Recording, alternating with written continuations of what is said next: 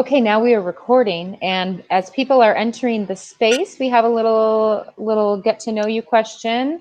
If you could be fluent in any other language, it's way up here if you can see it. I know if you're entering, you might not be able to see it. What would it be and why? I knew. Oh, Bad Bunny. Wow, Mike, you're so in on the new music right now.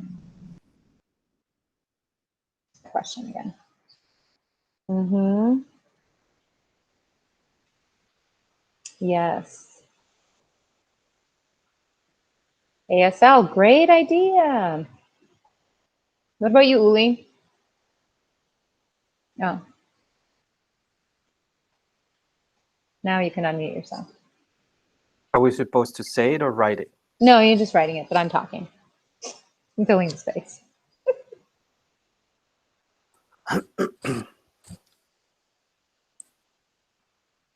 Arabic, nice. Yes. Yeah, I think I would do Somali as well. I just gained what would he be? A nephew-in-law who married into my family who is Somali. So I'm going to lean on him a little bit to teach me some more. Yes, I think that's a great idea, Sherry.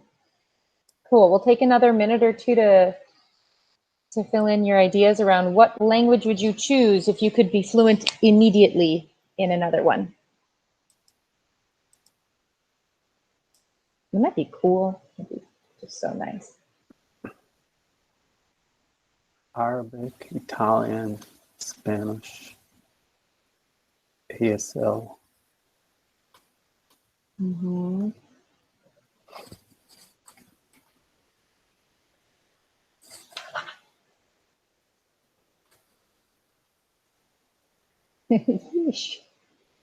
Mandarin.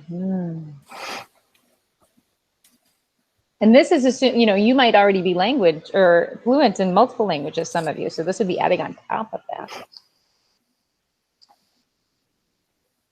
I would like to be fluent in Spanish too, Uli, because I'm conversational, I would say, but my verb tenses are rough. Yeah, it's a handy language to know. Mm-hmm. Ooh. Okay. Do you want to start with your tips, Uli? Yes. Right. Thank you all for coming to this presentation. We want to make it as simple as possible. Amanda and I were discussing make it give this presentation without slides and PowerPoint, but it's a little hard. So I had to put together some, not slides, some pictures to the tips that I'm going to share with you of when to work with an interpreter. Say,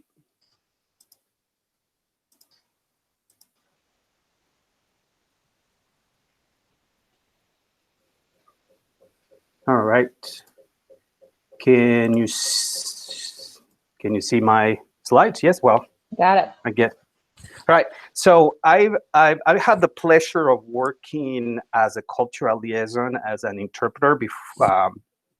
Even while I was a teacher, that has been like, those have been like my side jobs, and I decided to put together some basic tips, principles, strategies, if you want, that professional interpreters recommend us to do when working with an interpreter.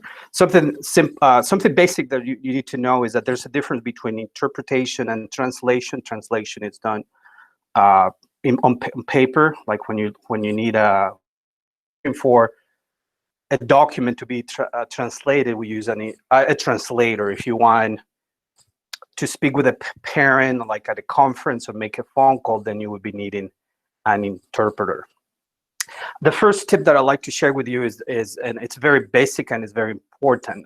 You need to speak directly to the parent. Your conversation is with the parent, not with the interpreter.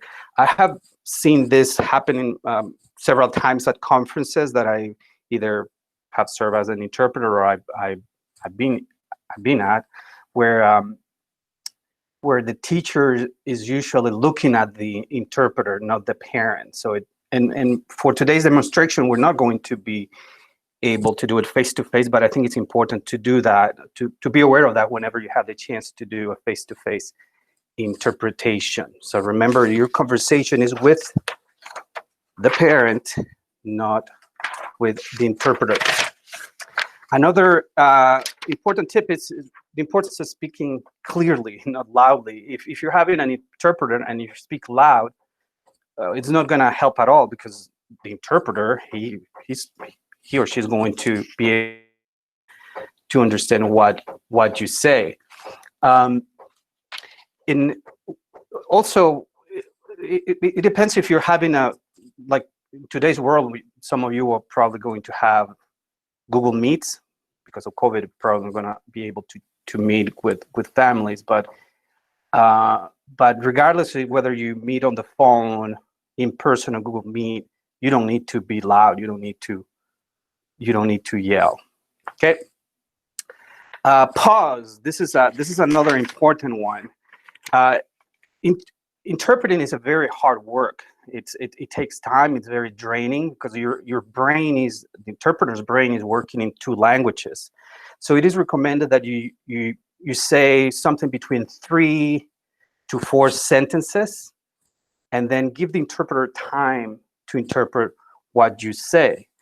This is what we call sequential interpretation. Sequential means I'm going to say 3 to 5 sentences. I'm going to pause, and then the interpreter is going to interpret what I say. There's a difference between sequential and simultaneous interpretation. Simultaneous is when you're saying something and the interpreter is interpreting what you're saying at the same time. Usually, interpretation at situations like the United Nations, for example. But when you speak with a parent, we're not going to be using simultaneous interpretation. So you could say something like this. Hi, my name is Nathan Monset. I'm a 4th grade teacher at Countryside, and I'm calling you to learn more about your child and how I can be supported. Okay, that was roughly about 3-4 sentences. And pause right there. Take a deep breath, relax, and give the interpreter time to do his or her job. Keep it simple. Sometimes I feel there are teachers who spend too much time making fancy presentations or fancy speeches or lectures just to try to impress the parents. Just keep it simple. Do not spend time in something that is just going to overwhelm parents with too much information. So do not overwhelm parents. Keep it simple. Make it get to the point, and be very clear about what you want to say. Okay, this is another very important one. Avoid excessive jargon, use of metaphors, because they don't translate well in other languages. We're all educated here. We're educators, and we use all these terms every day, like differentiated instruction, assessment, and formative assessment. But our parents are not teachers. They don't are with these terms. So be aware of that, and use parent-friendly language. Make it simple. Explain something in terms that parents can understand, or instead of saying, okay, we're going to talk about standardized testing and summative and formative assessment, just make it simple. Say we're going to talk about the tests that your child takes and how often he takes these tests. Okay, make it simple. Be patient. This is very hard for many educators, especially in this culture that is so fast-paced and task-based. Like, time is gold. When you work with an interpreter, again, whether you do it on the phone, in person, or Google Meet, you need to be aware that you will need more time to meet with a parent than when you do it with a monolingual parent or a native speaker, because it takes time. It takes time. And you need to be aware that there are some languages that use more words, like Spanish is one. When I have to interpret for meetings, sometimes staff struggle with the fact that I say more words because that's the nature of the language. Or sometimes I need what something means because the term doesn't exist in that language. There are some concepts that don't exist in other language, like IEP, standardized testing. Those are concepts that do not exist in other cultures or in other languages. So the interpreter has to take the time to explain what they mean. Avoid side conversations. This is just rude, I would say. Like, I've seen it especially at conferences, or when staff have meetings, IEP meetings, or meetings with parents, because there's some time in between. Well, there's the time when the interpreter is interpreting the information. There are like 10 seconds there where some staff just use it just to talk to the person next to them. Please do not do that. In today's demonstration, because it's going to be on the phone, you're not going to have the chance to see that, but be aware of that is disrespectful. It makes parents uncomfortable because they might think that you're talking about it or you're just keeping secrets. So no side conversations. Do not ask for the interpreter's opinion. The interpreter's role is just they're professionals in what they do. Their job is to transfer information from one language to another. Their role is not to give advice or opinion about a situation. However, if you're using one of our cultural liaisons, the situation is different because they are cultural liaisons, they're not interpreter. Okay, something that you can do for sure is ask for clarification if something is clear, but do not ask the interpreter, hey, what do you think of this meeting that I just had with this parent? Okay, and the last tip that I wanted to share with you is be aware of cultural differences. If you're calling a parent using an interpreter, is because that parent is from a different cultural and linguistic background. So be aware that there are differences. Some people shake hands or kiss on their cheek, others don't. The role of males and females, like a Somali mom, would probably feel more comfortable having, or we'd be more open to talk to a female teacher than to a male teacher. There are some concepts that are different in other cultures, like parent involvement might be very different in El Salvador or Somalia, for example, than in the United States. So these are just basic, I hope you can use whenever you're using an interpreter. Thank you very much. Sherry just asked a good question. Do the cultural liaisons prefer not to interpret? Yes, and because I've been a cultural liaison myself. The job description of a cultural liaison is you're a bridge between cultures. You're not an interpreter. There are times that maybe you can take that role, but they're not interpreters. And I know some of them, that's a struggle they have, because sometimes staff just contact them to, hey, can you send this message to this mom? They're not messengers. Like, your job is to communicate with the family. Like, let's say if there's a student who has some behavior issues or concerns about academic, it is your job to contact the parent, not the cultural liaisons.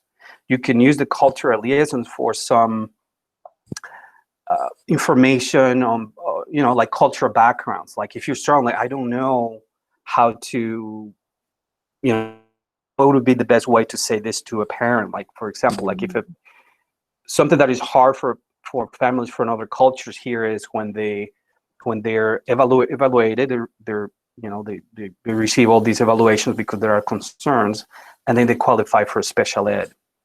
I've been in meetings like that, and I've seen many times parents just cry because special ed is different in other cultures.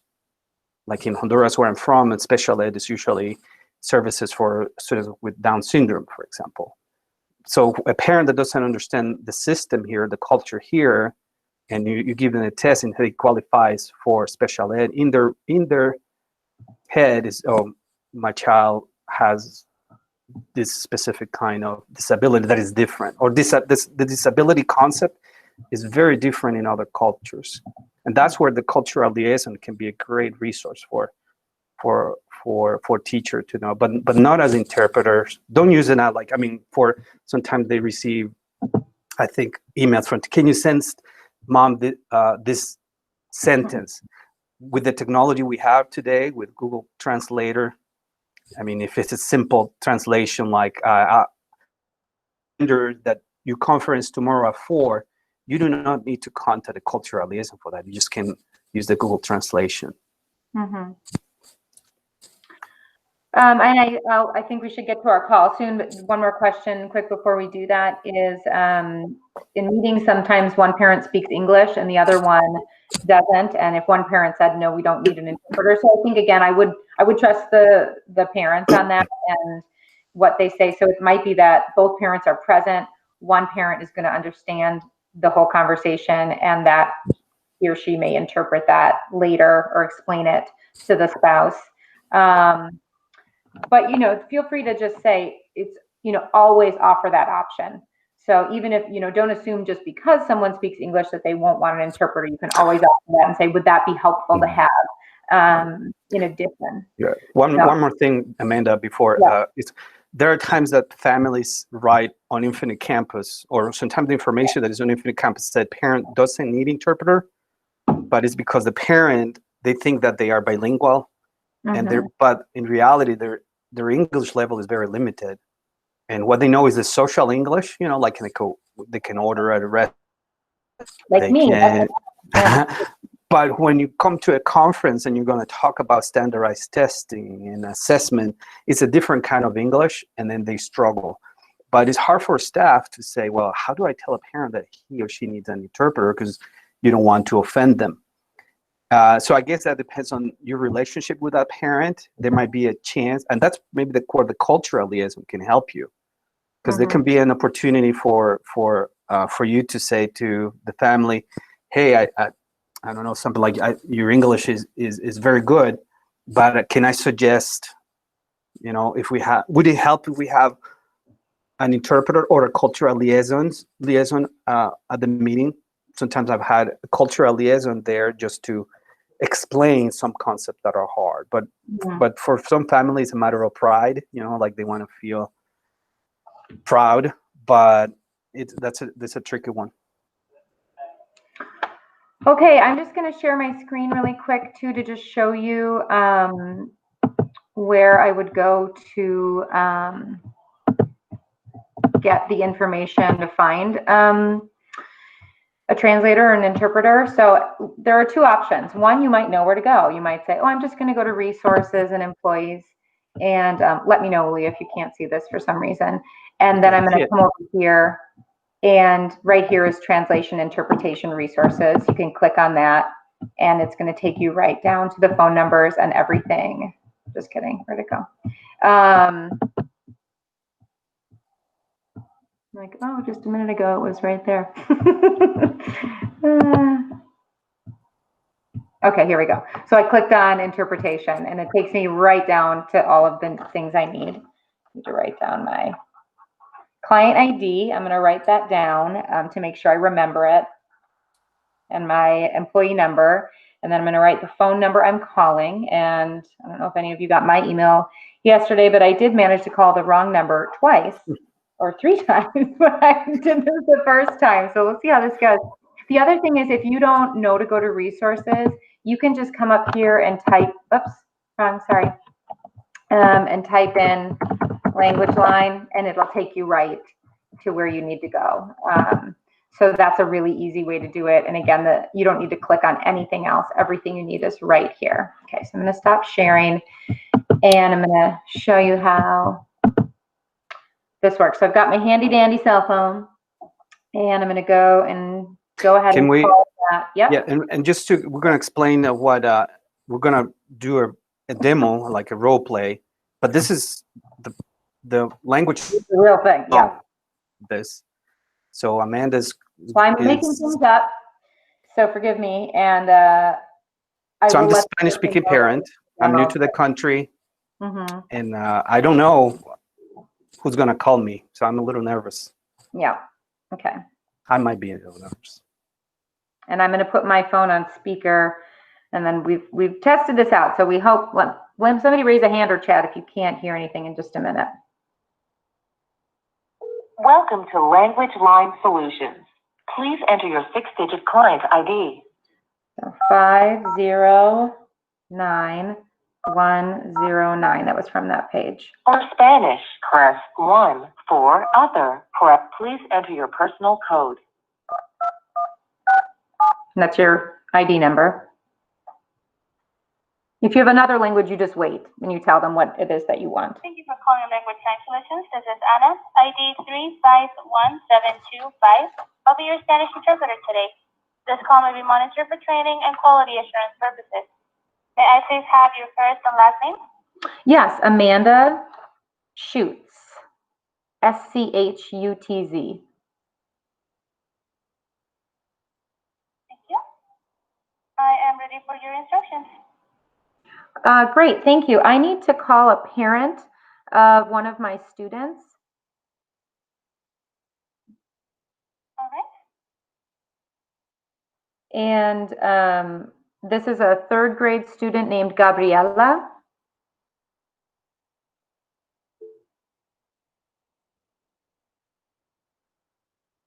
All right. What is the phone number of the person you're trying to reach? 952-220-6828.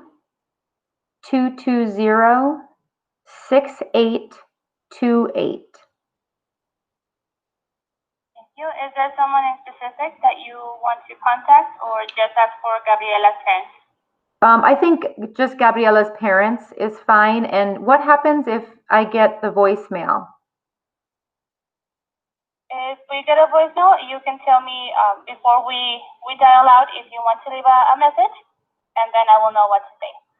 Okay, and I think if we need to leave a message, you can just give my name and say it's a teacher from Gabriela's school calling to share my joy in getting to know Gabriela, and also share some questions about additional support for her.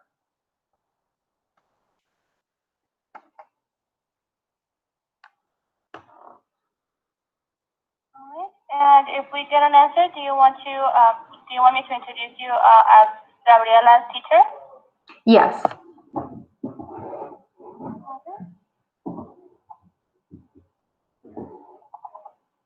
All right. Just 1 second, please. I will place you on a brief hold just to dial the number. Thank you. No problem. So I'm going to mute while she's calling in a minute. All right.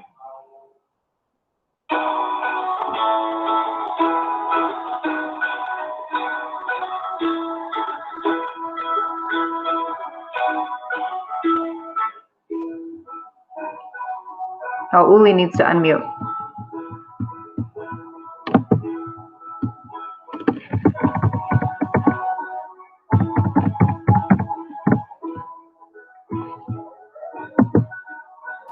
Sí, yo soy el papá de Gabriela.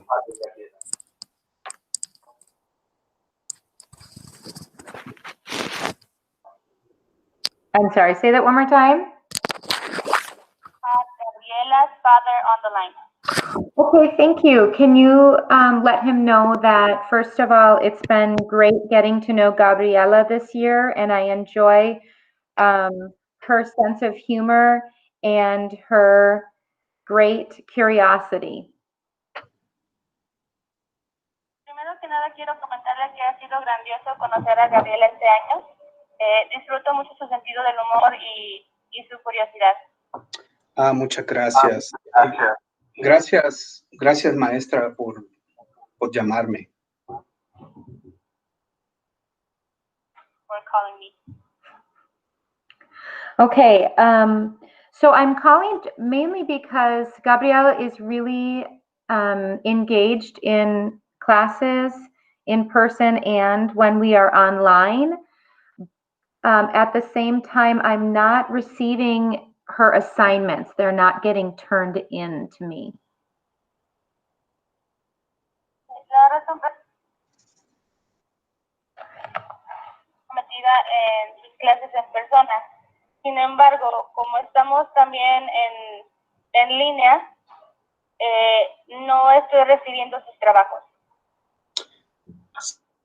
La verdad es que yo no entiendo nada de cómo funciona la escuela. Yo no le puedo ayudar a mi niña porque no hablo inglés y no sé cómo funciona la escuela. No entiendo nada.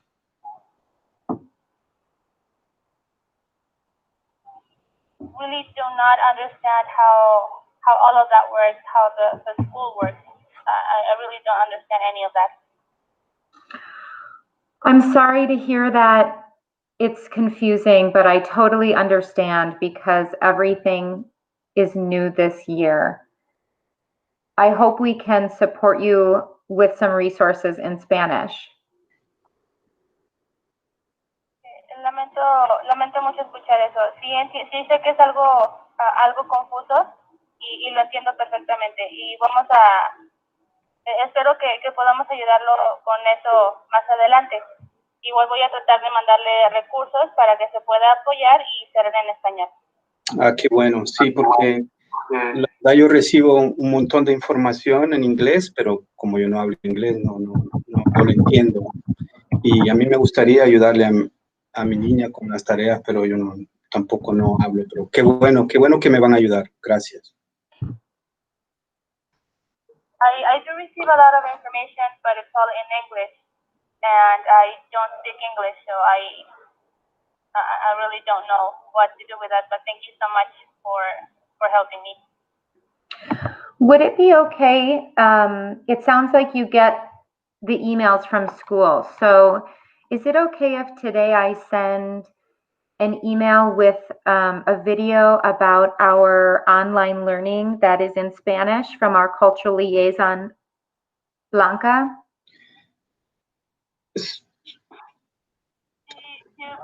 Estaría bien si le envío el día de hoy es un video en español acerca de cómo va a funcionar o cómo funciona el aprendizaje en línea a distancia, y estaría en español. Está buena la idea, pero el problema es que la computadora que tenemos no funciona, se arruinó, y la internet que tenemos en la casa es un poco lenta, entonces no sé si eso ayudaría. Pues, ¿puedo yo ir a la escuela y alguien me explique cómo usar esto? A great idea, but our computer doesn't work. Is it possible for me to go directly to the school and have someone explain to me? Yes, I think we can set that up. Let's plan a time where we can bring in a Spanish interpreter and meet with me and possibly our cultural liaison, as well as some tech support. Let me know if there is a special time that works for you, or I will set something up for the morning before school starts on Friday. Sí, sería una buena idea. Solamente tendríamos que agendar un momento para poder traer a una intérprete para que hablemos, que hable yo con usted y nuestra cultural liaison, y también tal vez alguien de soporte técnico para que nos pueda ayudar. ¿Hay algún día o momento en especial en el que usted tenga más acceso para venir? Sí, yo como trabajo todo el día y la única hora que puedo es el viernes a las 6:30 de la mañana. ¿Está bien? And the only time I would have available is at 6:30 a.m. in the morning on Friday. I totally understand. Let me send you a few options in email and I will write them in Spanish and we can find a time that works for everyone. Lo entiendo perfecto. Entonces voy a enviarle unas opciones por correo electrónico para ver si puedo encontrar algo que se nos facilite a todos. Está bien, muy bien. Y gracias por llamarme. Me gusta cuando me llaman para ofrecerme ayuda, no solamente para decirme que mi niña va mal en la escuela. Gracias. Thank you so much for calling me. I really appreciate people calling me to offer help, and not only to tell me about problems for my daughter in school. Thank you. I really enjoyed talking to you, and I look forward to meeting you soon. Adios. Gracias. Muchas gracias. Me alegra mucho poder hablar con usted y espero que nos podamos reunir muy pronto. Bueno, muchas gracias, maestra. Gracias por su ayuda. Thank you so much for your help. Okay. Adios. Thank you so much. My pleasure. Anything else I can help you with? Not today. Thank you. All right. Thank you for using our service. Have a wonderful day. You too. Okay. I didn't time that. Thanks. I didn't hang up on him this time. I think that was under 10 minutes. I didn't time it.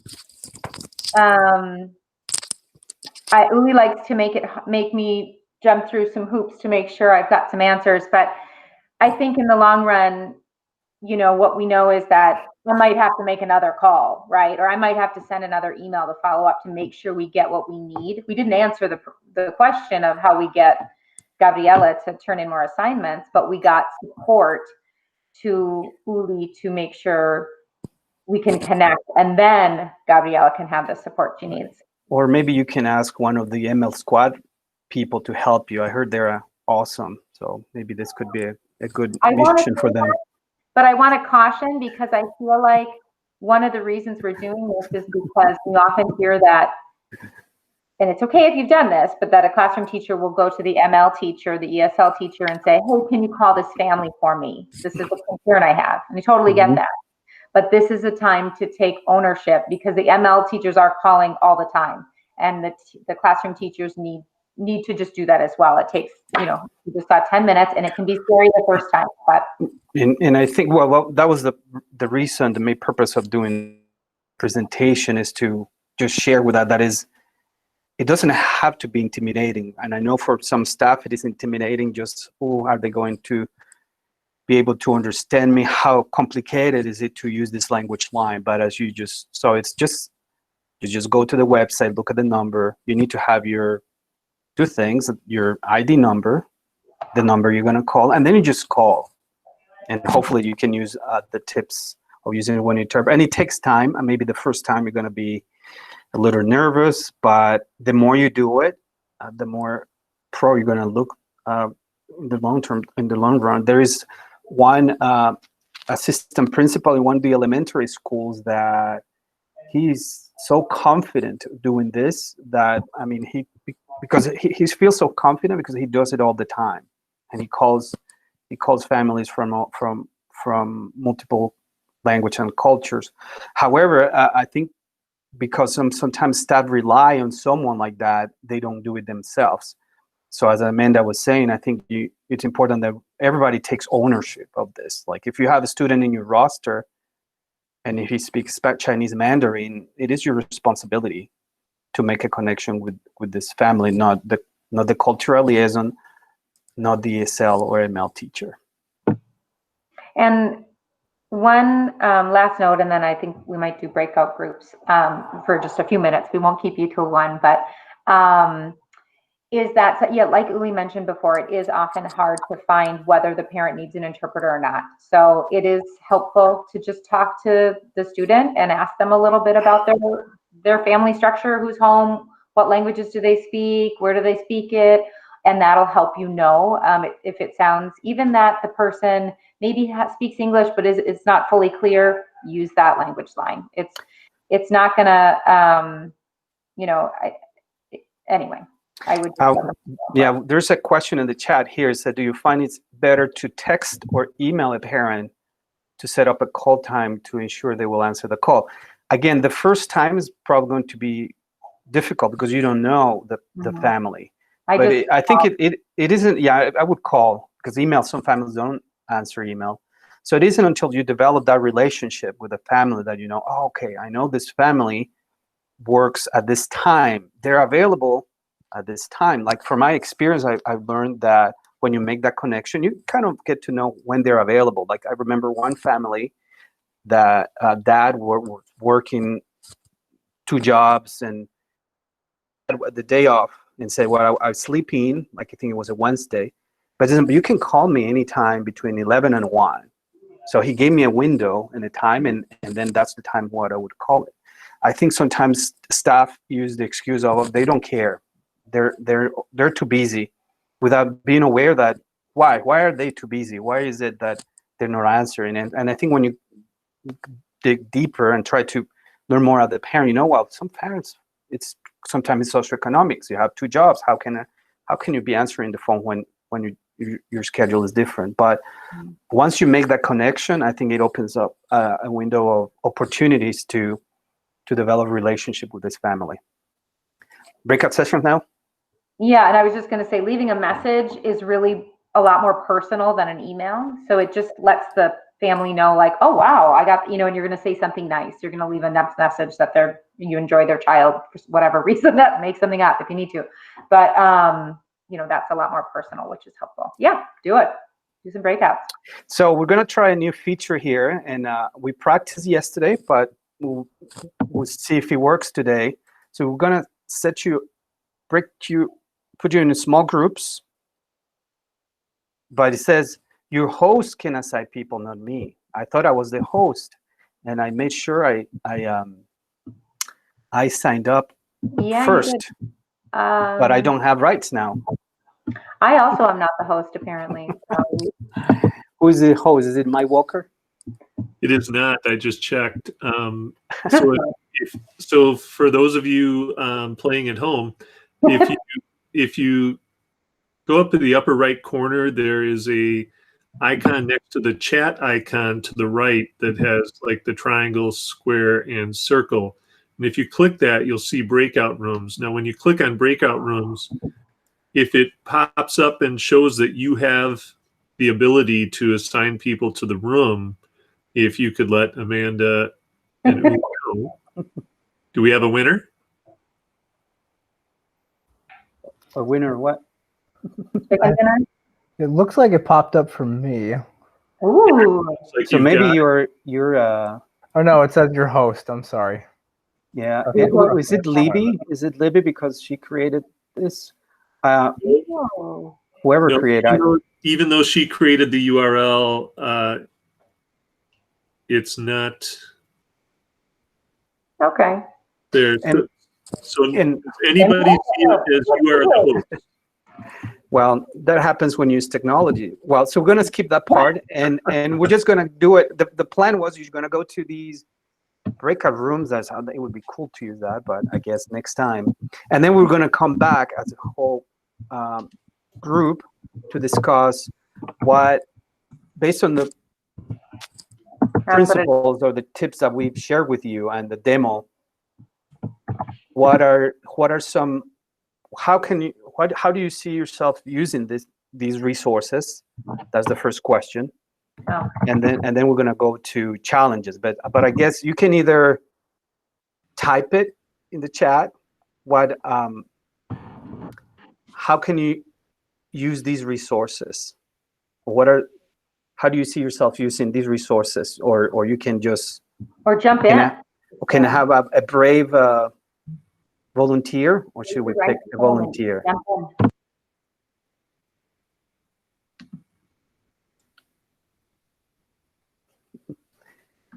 I think we should pick someone. I'll jump in. Jennifer. I have a student who is Somali, and we have IEP meetings and other, reports and paperwork, and then working with low income status, and having to have an interpreter is really important. And being able to know how to fluently use it in the phone call settings and in the Google Meet settings as well is very helpful. And thank you, Jennifer. We've talked about doing another session where we use more the Google Meet. I haven't even done that yet, but I know you can use it actually with LanguageLine and with IntelliGear in different ways. So all things to practice and explore. Mm-hmm. Mr. Munset, did you say you were going to say something? Yes, so I plan on using it predominantly with Success Centers, which is an after-school program in, I think, all 6 elementary schools. And as the director of that program, I anticipate making lots of different calls. The challenge would be just, finding that right time to connect with families.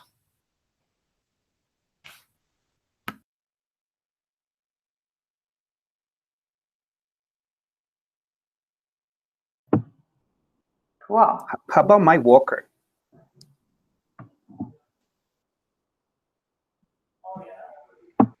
How about Mike Walker? Am going to be part of the ML squad, reaching out to families. And while the family that I've initially been assigned to is apparently doesn't need an interpreter, I believe that down the road, if I get another family or continue on with that it will help me out to connect with them and support them in any way that I can. So I appreciate the opportunity to see it in action and understand the process so that I can make that happen. Thank you. Should we move on to challenges now? Sure. Okay, so the other question we had for you was, well, we know it's a resource and it's great, but what challenges do you see when using this resource? And maybe if you can add how would you plan to overcome those challenges? And maybe I can go first. Sometimes I think it's a matter of personality, like if you're, I think, more introverted to call someone in your native languages in someone you don't know, I think can be intimidating, and also can be more intimidating when you don't know the parent.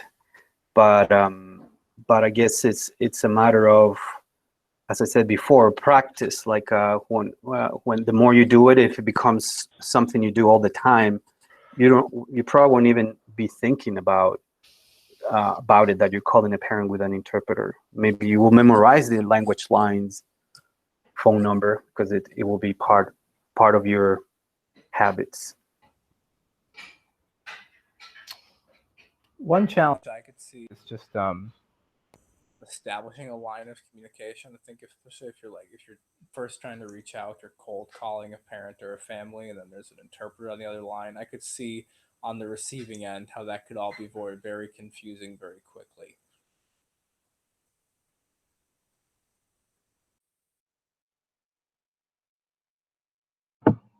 Definitely. I'd say for me, in reference to, I think I answered this question earlier with finding the right time. For me, living far away from Edina, driving is my best time to reach out to parents. Just got a new headset, which seems to be working great. But to be fully focused when I'm driving, hands are definitely on the wheel. But if there's something that's said and I'm not able to write it down, just what will I be able to do to make sure I remember to follow up with families? And many times I just call myself after that and leave a message on my classroom phone. So that's probably what I'm going to try to keep doing. Mm-hmm.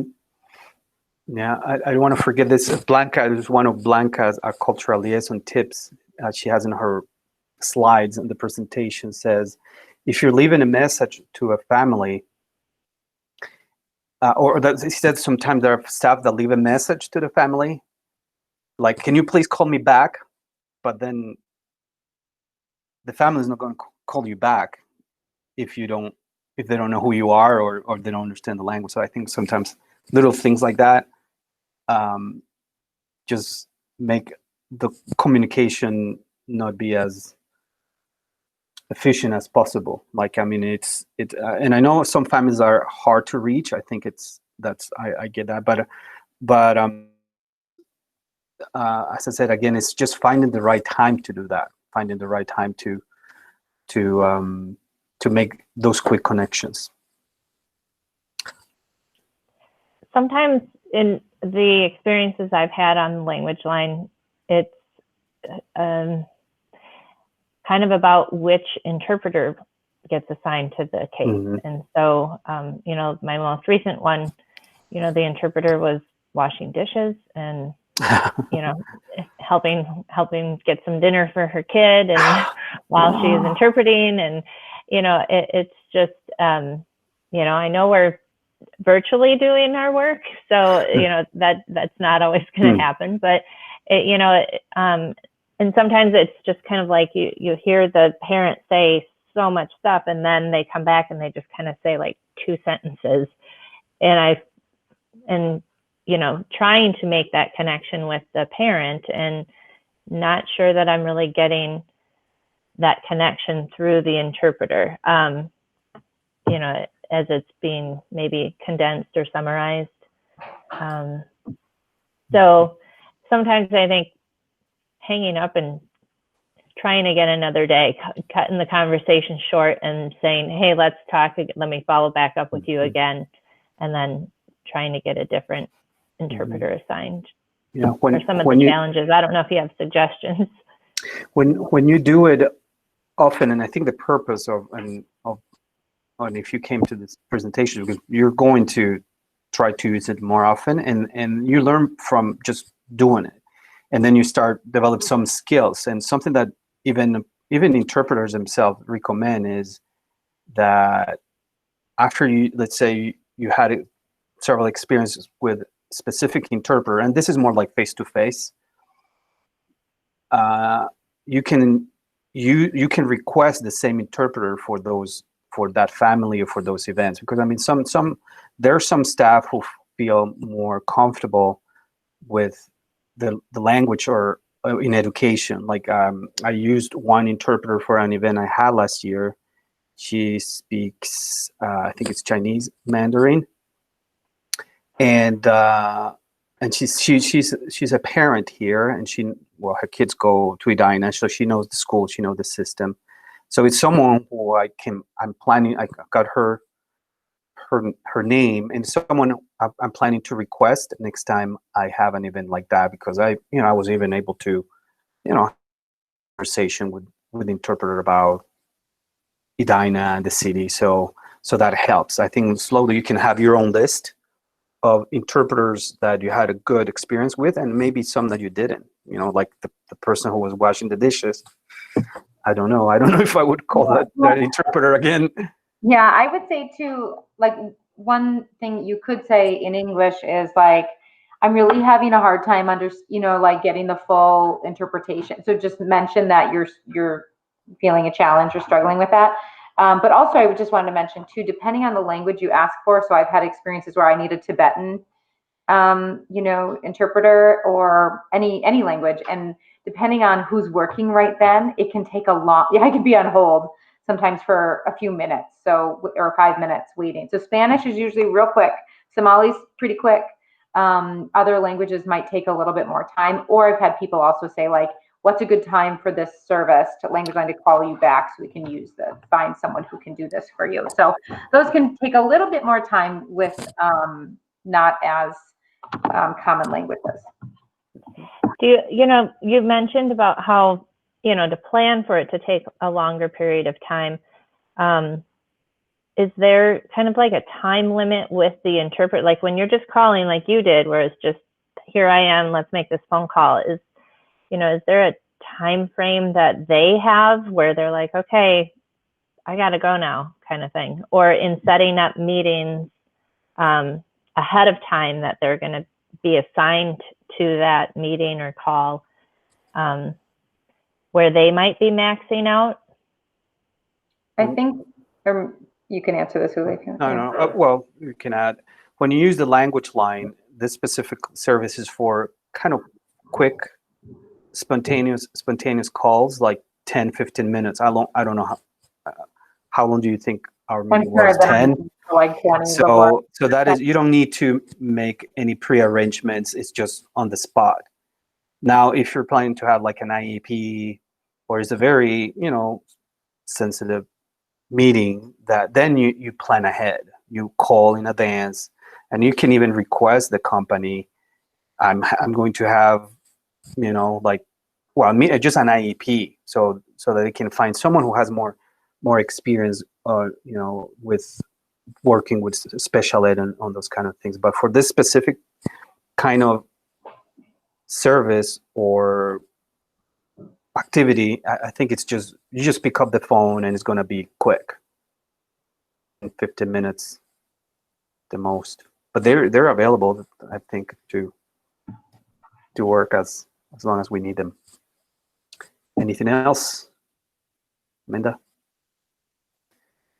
Do you have your cool exit ticket that you've been talking about all these Yeah, days? it's, I don't know. I don't have an exit ticket.